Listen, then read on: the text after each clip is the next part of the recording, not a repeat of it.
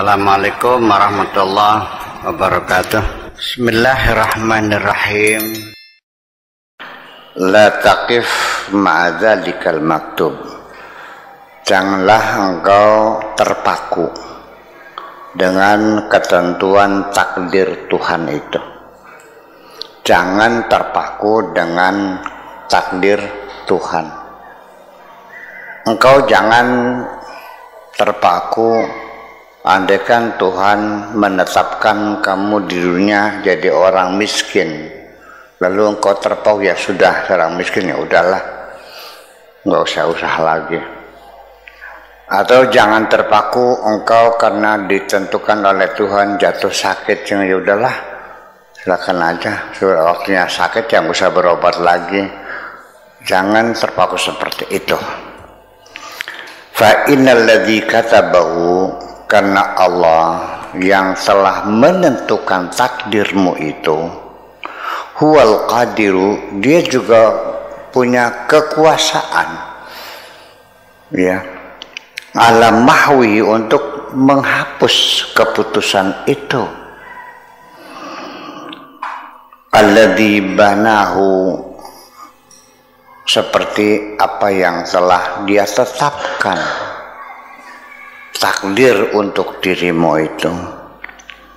Huwal qadiru ala naqdihi, dia Allah punya kekuasaan untuk meruntuhkan, untuk menumbangkan kembali keputusan yang sudah dia tetapkan atas dirimu itu. Kun abadan ala qadami ta'ati, yang penting kau selamanya selalu mentaati apa yang diperintahkan Tuhanmu. Itulah tugasmu. Jangan terpaku dengan takdir Tuhan itu. Yang penting apapun yang diperintahkan Tuhan, taati saja. Itu tugasmu. Wal khaufi, dan juga selalu takut kepada Tuhanmu. Wal wajali, dan selalu mengagungkan Tuhanmu. Wal hadari, dan selalu bersikap berhati-hati. Ila ayatiyakal mautu, sampai engkau didatangi oleh kematian, sampai engkau meninggal dunia. Wa ta'buru minad dunya ilal akhirah ala qadamis salamah, sampai engkau bisa melewati kehidupan dunia, menjalani kehidupan dunia sampai ke alam akhirat dalam keadaan selamat. Ini ingin saya jelaskan sendiri persoalan takdir Tuhan yang sampai sekarang menjadi polemik di kalangan para ahli teologi, antara ahli sunnah wal jamaah dengan Jabariyah dengan Mu'tazilah khususnya, di mana jelas-jelas Mu'tazilah tidak mengakui qada dan qadar itu, dalam artian bahwa Tuhan menciptakan manusia dilengkapi dengan segala perlengkapannya, dengan panca indera, mata, telinga, hidung, mulut, tangan, kaki, pikiran, kecerdasan, angan-angan, imajinasi, perasaan, dan sebagainya. Lalu Allah memberikan kebebasan manusia untuk memilih mana yang hak, mana yang batil, mana yang benar, mana yang salah. Silahkan kau milih sendiri. Mana yang baik, mana yang buruk, silahkan kau pilih sendiri. Mana yang bermanfaat, mana yang berbahaya, engkau pilih sendiri. Ketika saat pilihanmu baik, maka akan kuberikan imbalan. Ketika pilihanmu buruk, maka akan kuberi hukuman. Itu saja, kata Mu'tazilah. Kenapa demikian?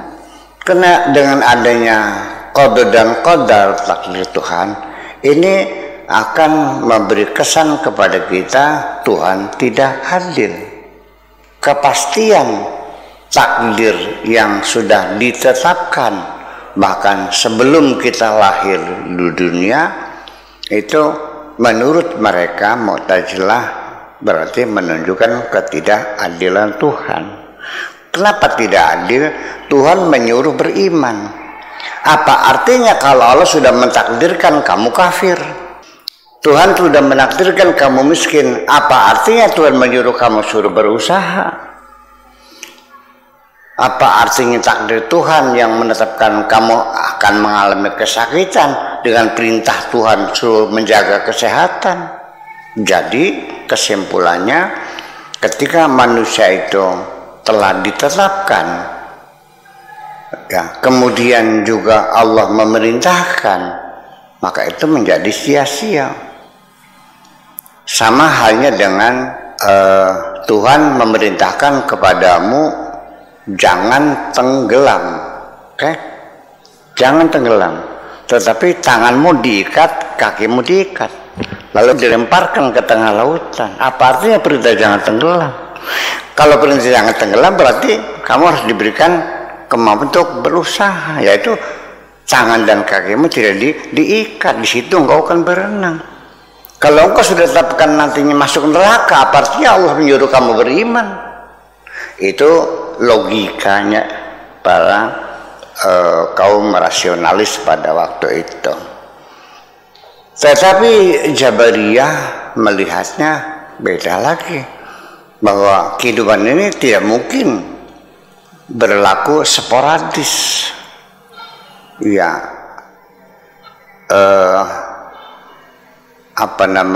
sandiwara raksasa di alam dunia ini tentunya mesti ada sinopsis, mesti ada plot dulu.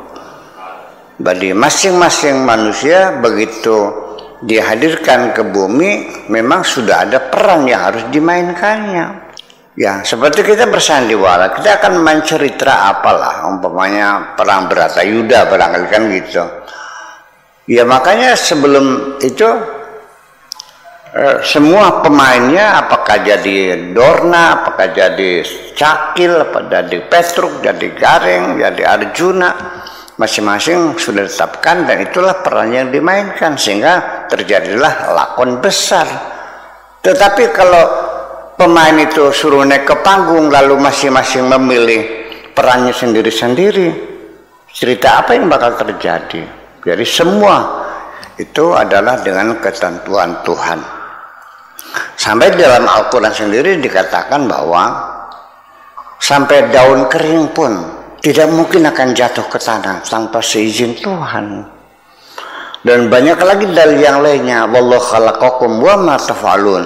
Allah mencipta kamu dan juga mencipta pekerjaan kamu, sampai pekerjaannya pun juga ditentukan oleh Allah. Itu dua pandangan yang berseberangan.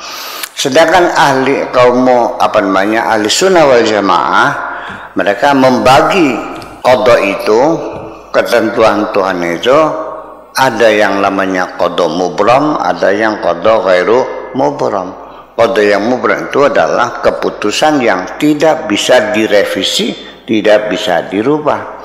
Tapi ada ketentuan Tuhan yang kondisional, artinya bisa dirubah, namanya qada ghairu mubram.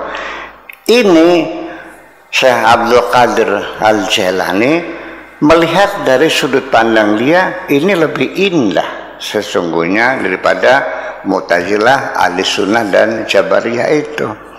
Apa kata beliau? Tadi sudah yang saya bacakan, jangan engkau terpaku, terjebak dengan keputusan takdir itu, sehingga mengurangi atau bahkan menghilangkan upayamu untuk berusaha.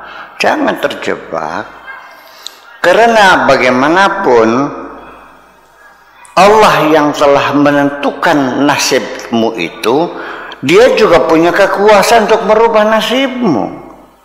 Dia yang membangun nasibmu, Dia juga bisa meruntuhkan nasibmu. Memang Allah yang menentukan kau sakit, tapi Allah juga bisa menyembuhkan kamu.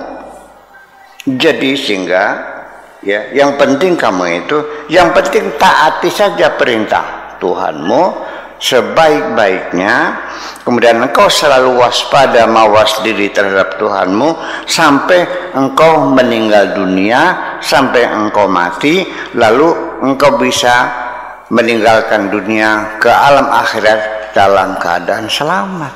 Jadi ini saya sudut pandang yang saya kira lebih indah daripada pandangan-pandangan teologi yang semacam itu. Udah gak usah mikirin takdir, yang penting perintah Allah laksanakan saja. Nanti Allah yang akan merubahnya. Terserah Allah saja, itu mau dirubah silakan, nggak silakan. Yang penting kamu jalani saja. Kamu nggak usah mikir berapa perolmu, dalam perolnya gajimu berapa. Yang penting kamu sudah diangkat jadi pegawai, bekerja saja yang rajin. Nanti juga secara otomatis ada kenaikan gaji berkala. Itu saja persoalan. Fahinaidin ta'manu minat taghyiri wa tabdil. Nah, ketika itulah maka engkau aman, terlindungi, atau tidak masuk dalam wilayah bagaimana mengotak-atik, merubah itu, merubah ini. Ya sudah, yang penting yang lempeng saja perintah Allah laksanakan. Kalau nggak mampu, laporan ya Allah mampu. Salahnya siapa kalau nggak mampu? Karena kamu nggak punya fasilitas.